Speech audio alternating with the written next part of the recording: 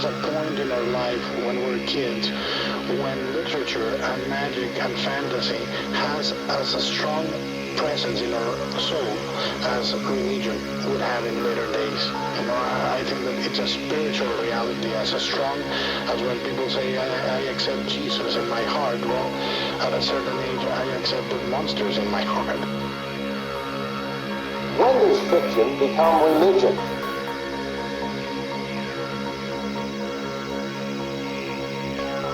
Men of broader intellect know that there is no sharp distinction betwixt the real and the unreal. That all things appear as they do only by virtue of the delicate individual physical and mental media through which we are made conscious of them. But the prosaic materialism of the majority condemns as madness the flashes of supersight which penetrate the common veil of obvious empiricism.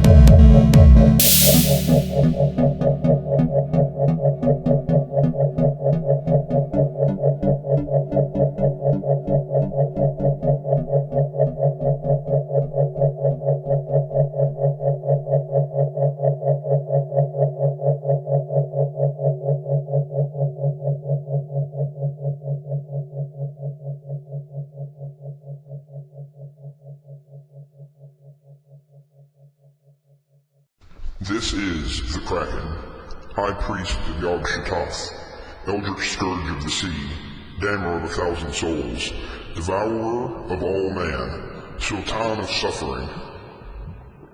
And this is my latest excursion onto the internet to bring my dark magnificence to the uninitiated masses. I would like to open up, as I opened up last week, by saying that this room is really goddamned hot. It is really goddamn hot. There's a window. Why the proprietor of this establishment has not put a window unit AC into that window is beyond me. Do you hear me, proprietor of this establishment? Do you hear me, asshole? Put a goddamn air conditioning unit in this room!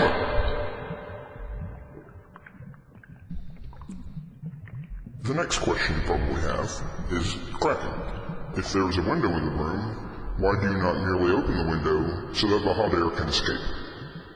And there is a very excellent reason for that. The excellent reason for that is that there is literally a blanket of moths covering the window. And if we were to open this window, the moths would swarm in. And this would go very poorly for us, for I hate moths. I hate all that live.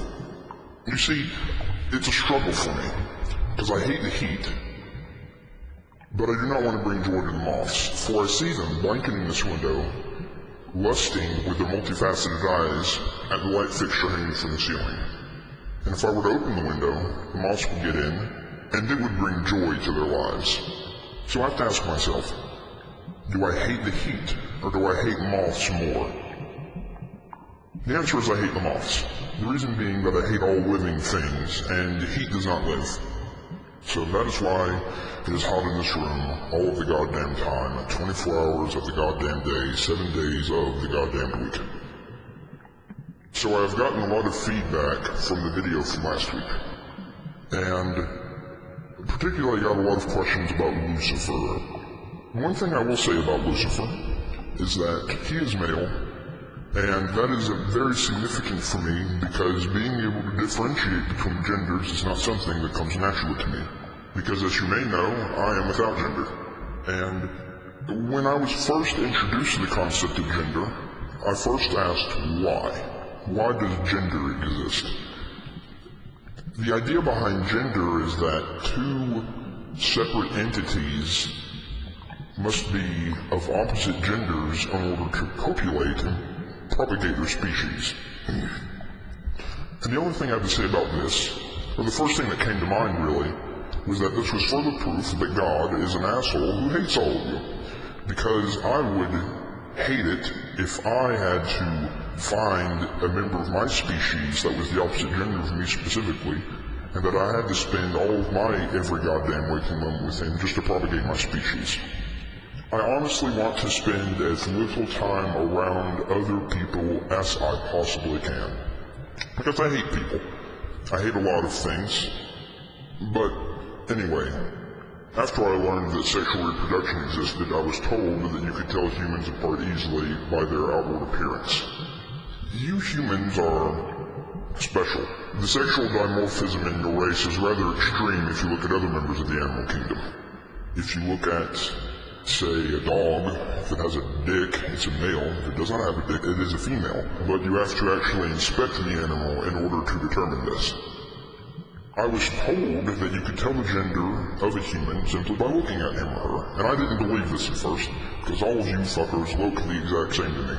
I honestly could not, for the absolute longest time, tell the difference between you. I went on a long, arduous journey of knowledge to attempt to educate myself to differentiate between genders. And it was very, very difficult at first. I spent a lot of time reading books, and I had to talk to a lot of people and spend time people watching, which is one of the absolute worst hobbies in the entire world, I would just like to say. It is far, far worse than bird watching, and I hate birds, but I hate people more.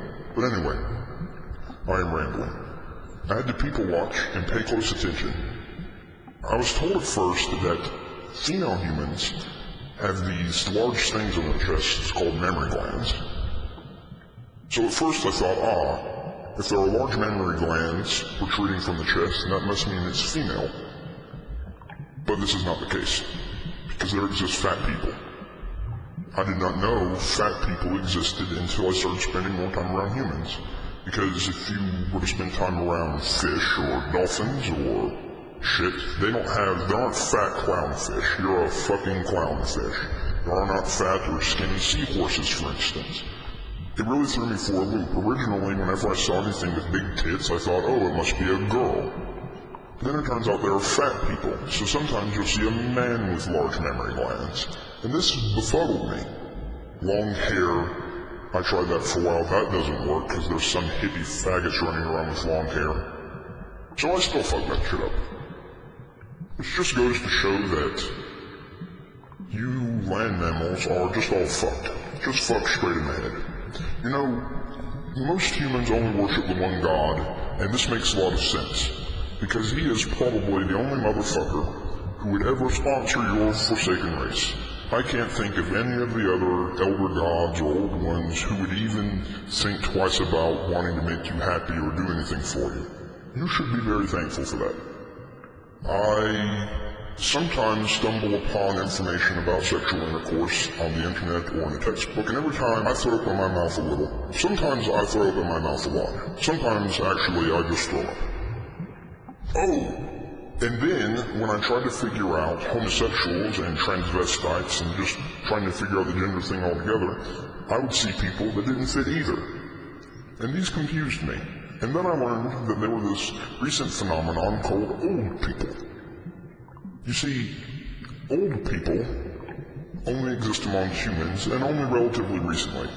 I mean, way back when, like, at the beginning of your race, there existed old people. You know, like Methuselah and Adam. I believe the last old person was Moses, something like that. But then they went away. I don't know where all the old people went. They must have died, because they are old. Anyway, in the animal kingdom, you do not see old people. You do not see old deer or fish, old elephants. That is because, in the wild, when you get old, you die. For some reason, I guess due to advances in healthcare and medicine and diet, when human people get old, they do not die immediately, and they manage to live on for quite a great many number of years. Some of you motherfuckers live to be over 100. The last person I saw that was that motherfucking old was from fucking forever ago. And you fuckers have been dying at like the age of 40 or sometimes 50 for such a long time that I thought there would never be old people ever again. I was wrong, because there's old people fucking everywhere. Everywhere you go, you run into goddamn old people. You can't get the fuck away from them. So old people, transvestites, homosexuals, it all confuses the gender issue a great deal for me. You know, I really don't understand why you don't just put all the old people on a boat and send them to an island and... What the fuck? The fuck was that? Moths! Everywhere! Who opened the goddamn window? Moths are everywhere! Close the window! Close the window! Sorry. Drop the mic. It's very embarrassing. Yes, it would appear that someone opened the window and all the moths got in. I don't know if you heard about that. Do not worry, the perpetrator was trampled and consumed. You may have heard his death wails in the background, maybe not though. He had bad lungs, something about smoking too much when he was young. Anyway, I do not understand why you do not just put the old people on a boat and ship them to an island. Because, from what I can tell, they don't work. They just consume resources, they cannot reproduce anymore, and they just bring misery and doom to everyone around them. In fact, every time I see an old people in a grocery store or in a parking lot, there just seems to be a palpable aura of misery and suffering surrounding them. And while this brings great joy to my dark heart, I do not understand from a human perspective why you allow these people to perpetuate themselves. So that is perhaps something that you should look into, and something that I would certainly look into if I was in any sort of human government. No, I don't know what human rights are. Why would you even bring that up? Stupid motherfucker. You see, it's stupid goddamn fuckers like you who open a goddamn window and let all the moths in. Did you not hear me talking about moths like 5 fucking minutes ago? And someone goes and opens up the goddamn window, letting all the moths in. Well, anyway, I think I'm going to take some questions now. Our first question comes from a Dr. McGillicuddy. And Dr. McGillicuddy asks, Dear Kraken, what is your favorite method of damnation? Well, Dr. McGillicuddy, that is a very erudite question to ask me.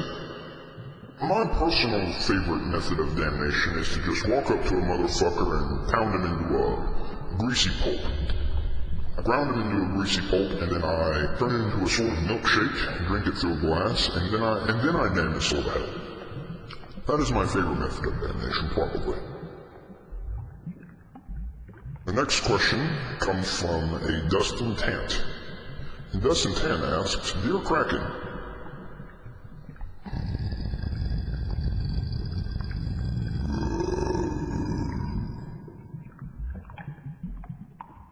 what do you think of Cthulhu? This is a subject that I'm very passionate about because Cthulhu and I we were in the same grade in high school, and we have never gotten along, and I hate him! I hate him a very large and great deal. We've always competed for attention between the two of us. I've been spoken of in Norse myth that he has had fucking books, novellas, and book series and short stories written about him because he cheated. Motherfucking cheated! And he paraded around as this motherfucker named H.P. Lovecraft, which is one of the most goddamn stupid names I've ever heard of before in my life. And he wrote about himself, and he wrote about other dark gods, and of course, because people are like moths drawn to light, and they adore power and love to worship it, they fell in love immediately with his Cthulhu mythos. Listen to that motherfucker making the whole thing revolve around him. And he wrote his Cthulhu mythos and all the motherfucking books that go with it, and he turned it into this big goddamn series, and even when H.P. Lovecraft died, he assumed a new guy's writing new short stories, on and on ad infinitum, and this shit has spread like goddamn wildfire. Everyone has heard of Cthulhu. Everyone has heard of the Kraken also, but everyone has heard of Cthulhu. And I hate it. You know why? Because I showed up and scared some fucking Vikings one time. The next thing I know, I'm in Norse myth. I was ahead in this race for fucking what? I don't remember. Centuries or millennia, a very long time, and here this motherfucker crops up in the goddamn 20th century, writes a few fucking books, and the next thing I know, he is the next best goddamn thing since ever. Well, you know what, Cthulhu? Fuck you. Let's see here, this is the last letter, and it is written by a concerned spiritualist. And the concerned spiritualist writes, Dear Kraken, why do you have such an antagonistic relationship with God? Well, concerned spiritualist, the reason that I have such an antagonistic relationship with God is that he is a goddamn asshole. Do you even listen to what I say? Did you not listen to anything I said last week? This man is a goddamn ass. An enormous goddamn ass. And I've even given proof, like 10 minutes ago, that he was an ass. He created gender. He has made it to where you have to spend time with people you do not like in order to propagate your species. That is one of the biggest dick moves I have ever heard of in my entire goddamn life. He wins points for being creative.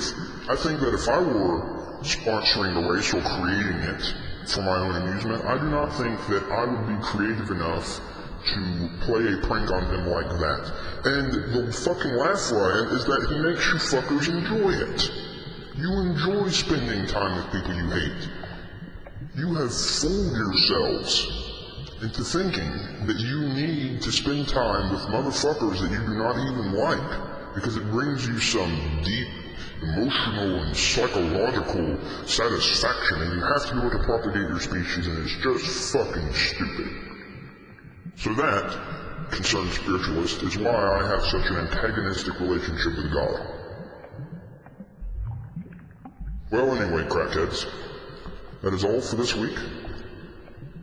I will see you next week. And until then, may you all be devoured by the thousand spawn of Shubanigrov. This is H.P. Lovecraft. He's a known author during the 1920s, New England, USA. His big impact on a lot of modern horror. Also, mostly writing about cosmic horrors, too large for us humans to understand. Maybe second-hand stories, not really writing what's there. How do we recreate what he's done? I've organized 2 LARPs just these 2 last years. Terra Incognita in 2013 and Mare Incognitum in 2014, just a few months back. 2 different approaches to create horror and insanity. Can start with Terra Incognita in just the other year. The basis for this LARP was A Whisper in the Darkness, H.P. Lovecraft novel. It's about a scientific expedition 1921 to the north of Sweden to find the disappeared Dr. Clift. These people were following leads, items, letters, diaries, etc., to figure out what happened to the doctor. Like, for example, this tentacle. What is a tentacle doing in the middle of the forest? They're meeting the locals, the inbreds, trying to just follow leads, fairly simple. By the end, they meet the doctor, talk to him.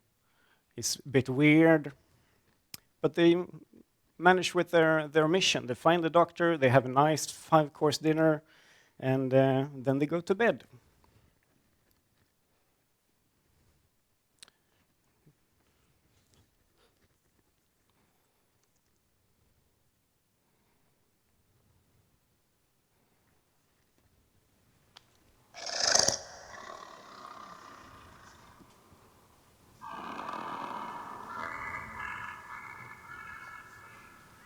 You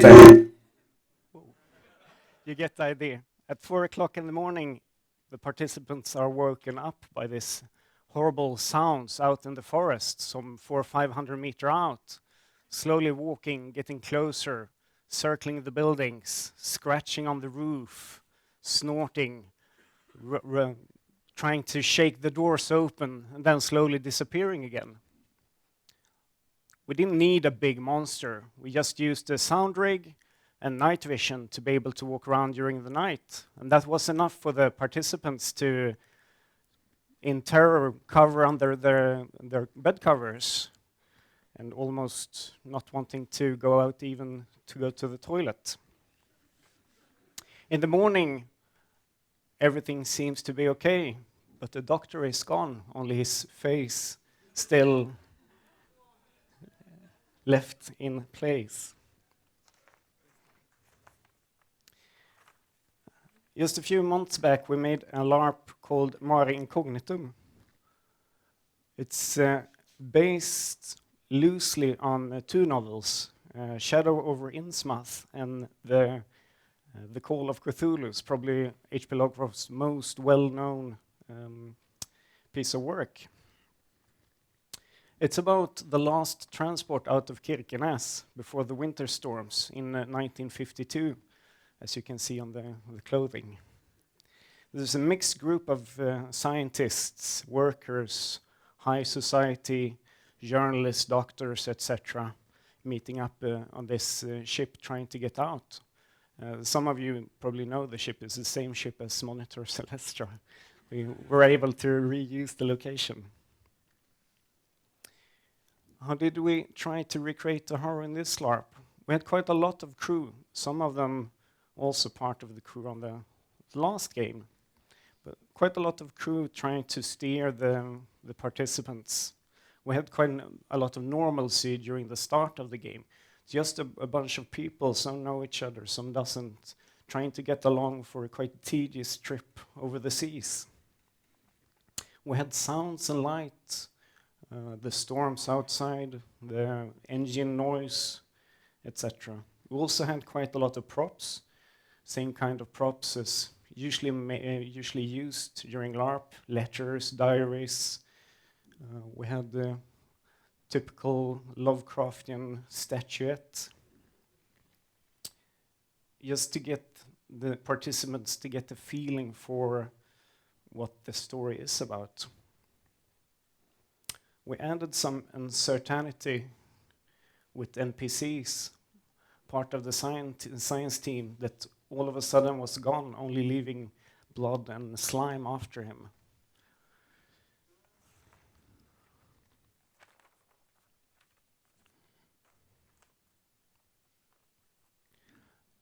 During the LARP, it's only a few hours to show the deeper insanity. We also had some of the crew getting maked, trying to work for the feeling that they're getting more and more insane. Using radio, in our radio room, that they could talk. The participants could talk to the Lutz in Kirkenes, talk to other boats, but also get the feeling if they're sitting by themselves, talking to ghosts, maybe talking to themselves. We used quite a lot of triggers in this game, which was, if you compare it with the first game, there was an actual monster. This was more about the creeping insanity. So we had actual ghosts. If you see the person in the hood, knowing all the dirty secrets of the participants, trying to whisper to them, slowly driving them insane. Also have triggers for the participants, like instructions, written notes for them. If this happens, you can act out in this way, slowly getting them further down the spiral of insanity. By the end of the LARP, we forced the participants, the players, to make a choice. Were they going to go with the insane crew members to join some sort of cult? Or were they going to try to solve the situation? Were the solution to sacrifice or not sacrifice? The end of the LARP ended with a short ritual trying to show the insanity for the participants. We used sounds. We had a fairly good sound system. We used lights, strobes, etc. And we used monsters.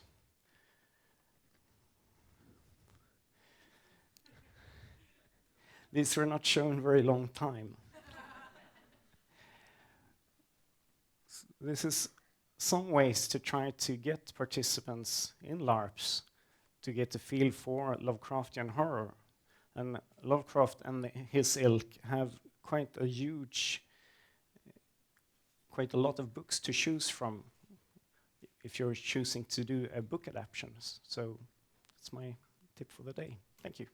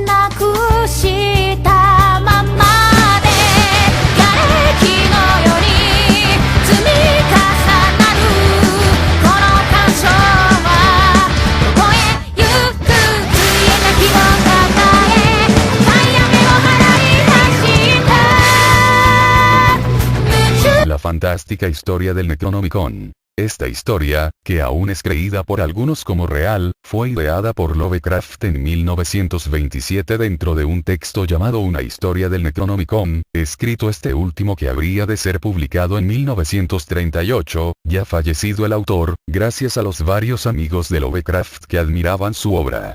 En ella se nos habla de Abdul al-Asred, un poeta árabe oriundo de Sanaa, Yemen, el cual supuestamente habría escrito la obra durante la dinastía de los califas omeyas en el año 738 DC. Todo empezó cuando Al-Asred visitó las ruinas de Babilonia y los secretos subterráneos de Memphis, pasando después 10 años en completa soledad dentro de un desierto ubicado al sur de Arabia y conocido actualmente como el Dana o Desierto Escarlata, un desierto del cual se cree que está habitado por espíritus malignos y horrendos monstruos, una árida y extensa región en la que, todo aquel que ha permanecido un tiempo y escapado con vida, ha afirmado ser testigo de cosas extrañas e inquietantes fenómenos sobrenaturales.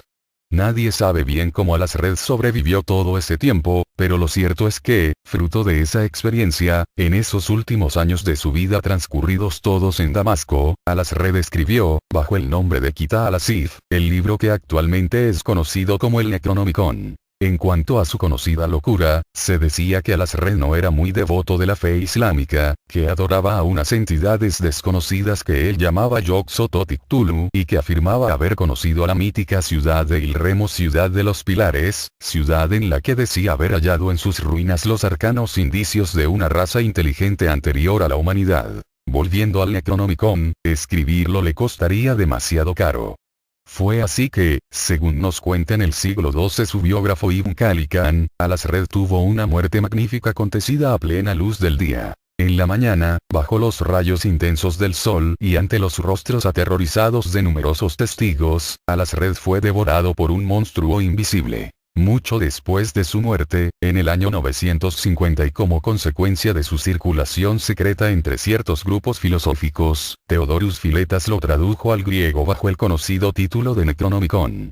Fue entonces que, debido a la influencia del libro ocasionada por su traducción, horribles y misteriosos hechos obligaron al patriarca Michael a ordenar quemar todos los especímenes que se encontrasen de la temible obra, sumergiéndose así el Necronomicon en la oscuridad hasta que en 1228 Olaus Wormius encontró una traducción al latín.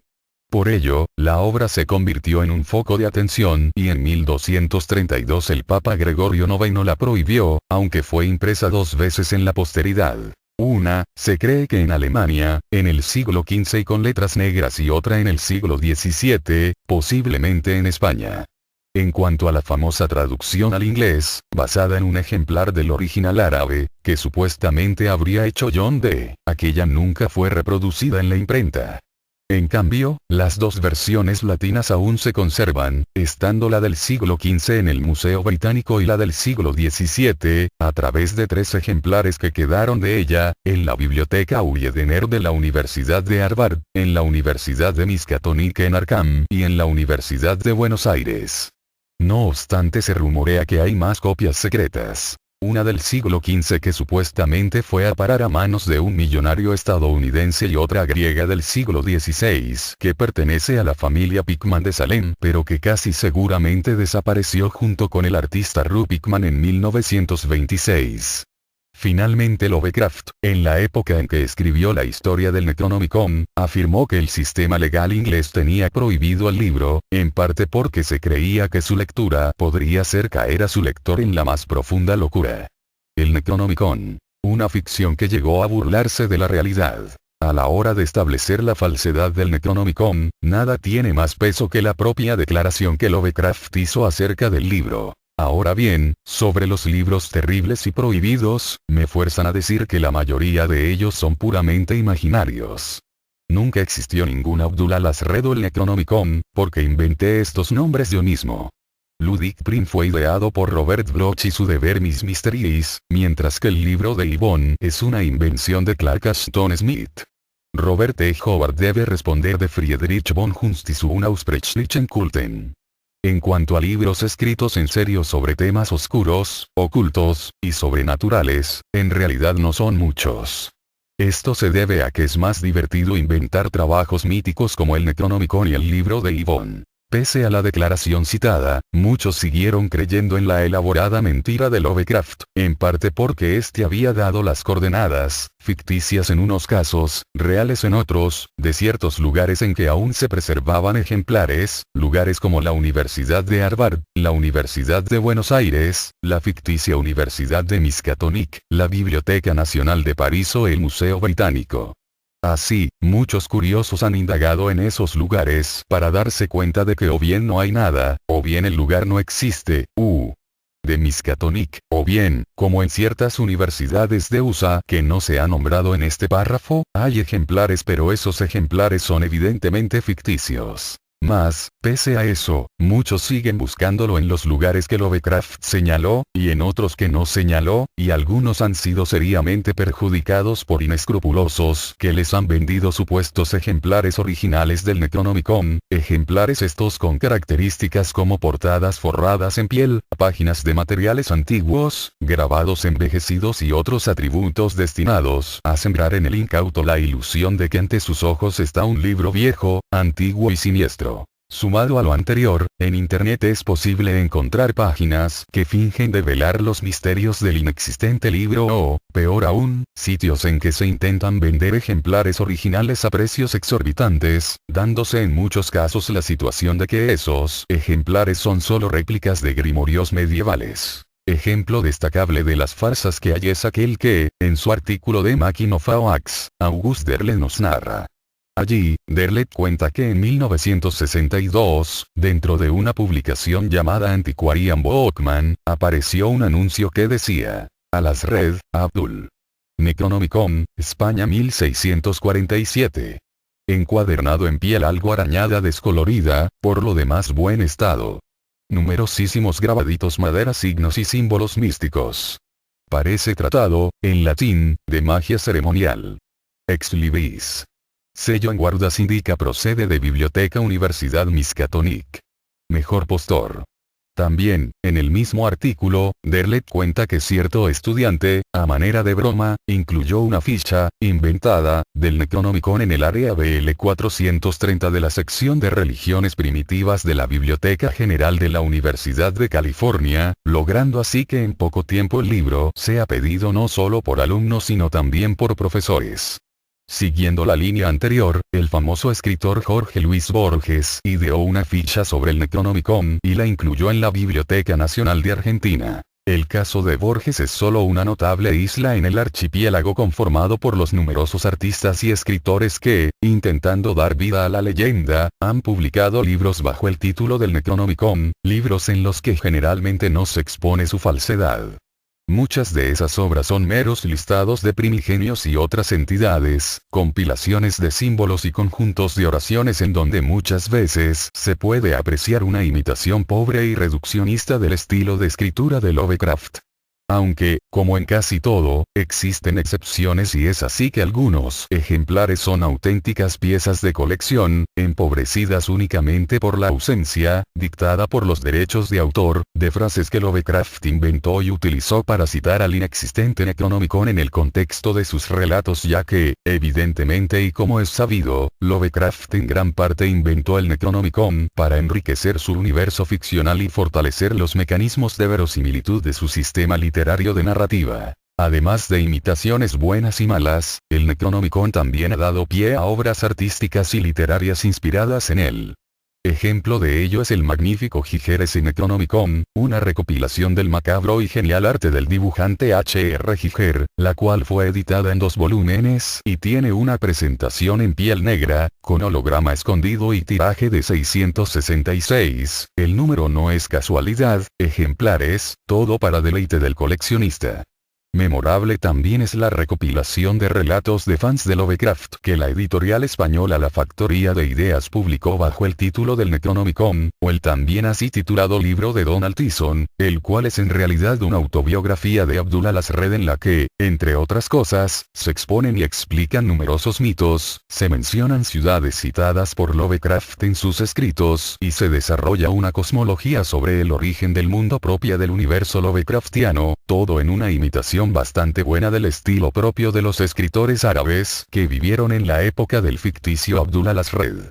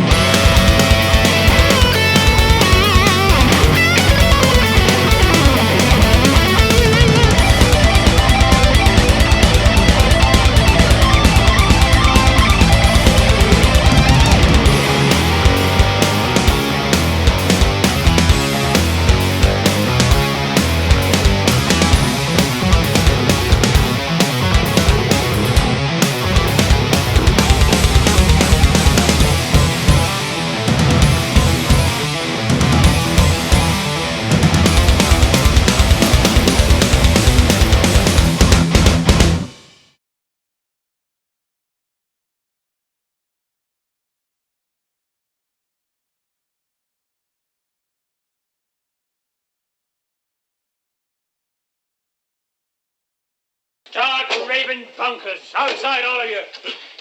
King, what the hell's wrong with you?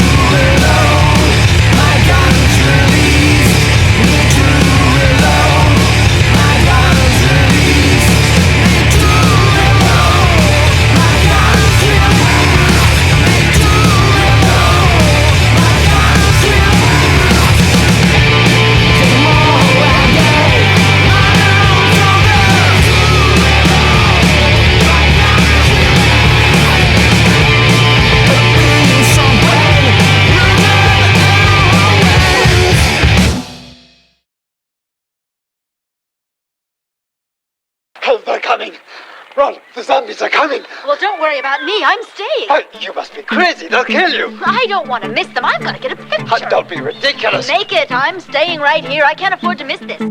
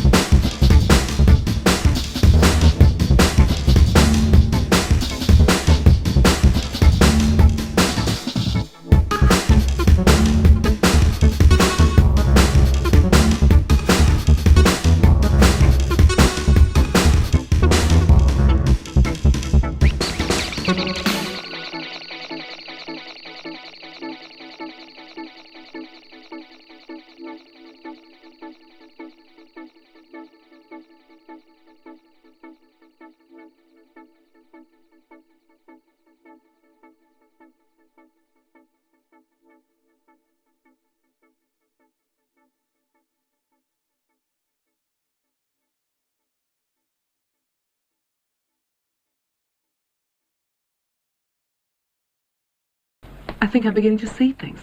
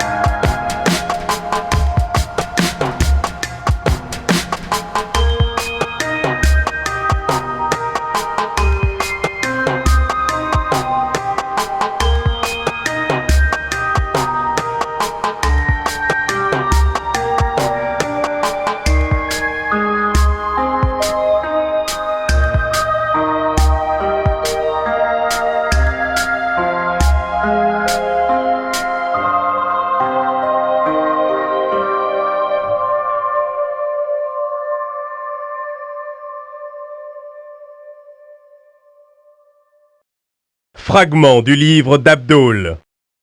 En l'antique cité d'Orly-et-la-Morte, Cthulhu rêve et attend. Dans l'abîme du temps guette l'indicible. N'est pas mort ce qui a jamais d'or. Relié, tes blocs de pierre cyclopéens scellent le rituel qui engendre la terreur. Cthulhu, Ftagne, Cthulhu, Ftagne, Iae, Iae.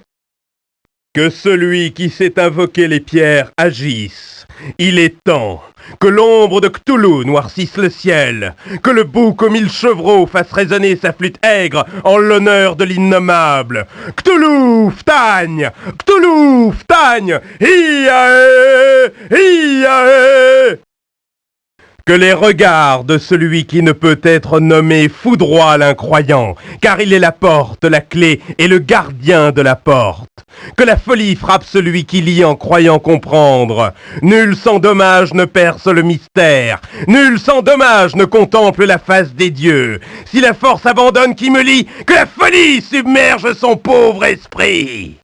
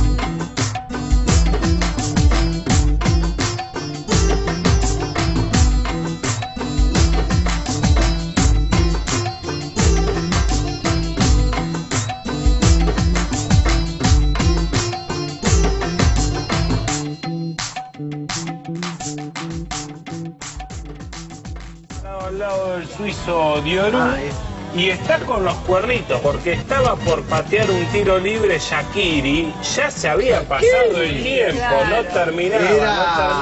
Era deseándole mala suerte, digamos. Totalmente, y a veces los jugadores recurren a algún nombre de esos que decimos, este es Mufa, entonces lo tiran ahí para traer mala suerte al que va a ejecutar. No, pensé que era Mufa dentro de la cancha, ¿no? Hay un nombre que tiran mucho los futbolistas que tiene que ver, no sé bien a quién responde, y que no es un nombre de ninguna persona, sino que es Quiricocho. Dicen que trae mala suerte. Quiricocho.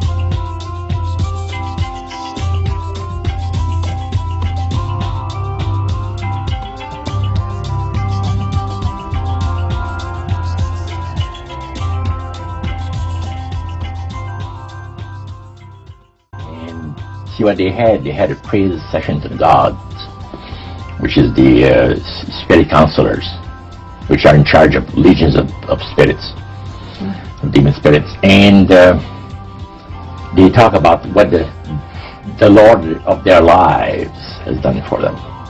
Because they call on particular spirits, like the god Nehushtan, which you read in 2 King about.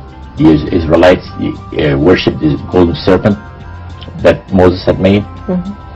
Well, behind the spirit worship, behind that, they were worshipping the serpent. They were actually worshipping this spirit Nehushtan. And the same spirit Nehushtan is, the press was telling us that the medical doctor that was telling us how he was making operations that had never been made before because people had to be awake, have no feeling. He was able to, carry on surgeries that had not been done before. But the spirits would give that capacity to be able to operate without people feeling any pain and things.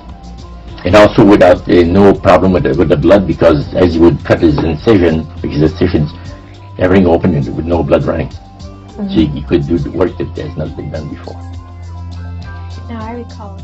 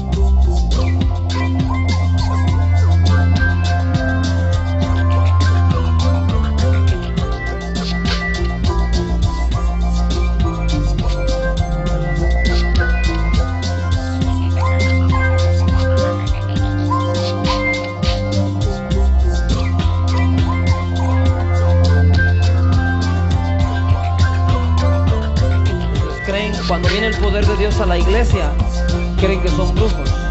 Eso me dice que has estado con brujos.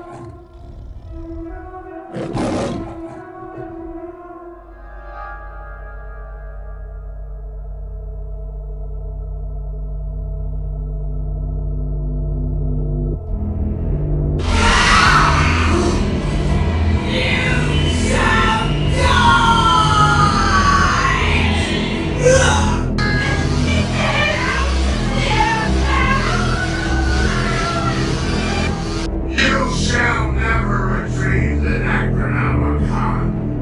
You'll die in the graveyard before you get it.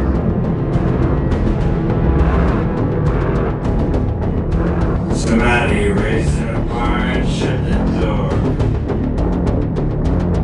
I still have faith in you. I still believe that thou will stay and save us. You found beautiful bodies. Honey, you got real ugly. I am Henry the Red, Duke of Shales, born from the North Blood and made of spears. I'll stand by you. See this? This is my bullshit!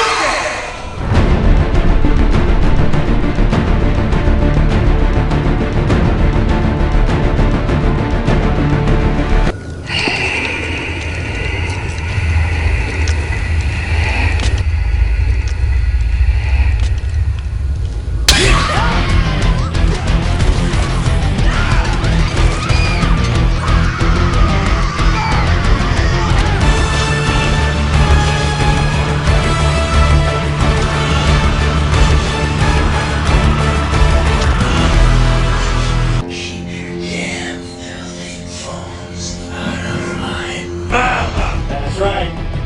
Shop smart. Shop S-smart. You got that? I got it, I got it.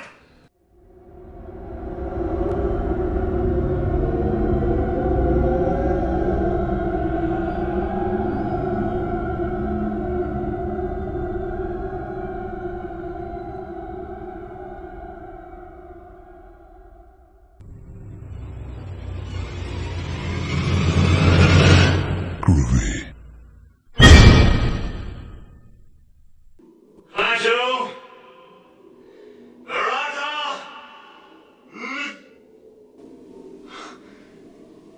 Necktie. Nectar. Nickel.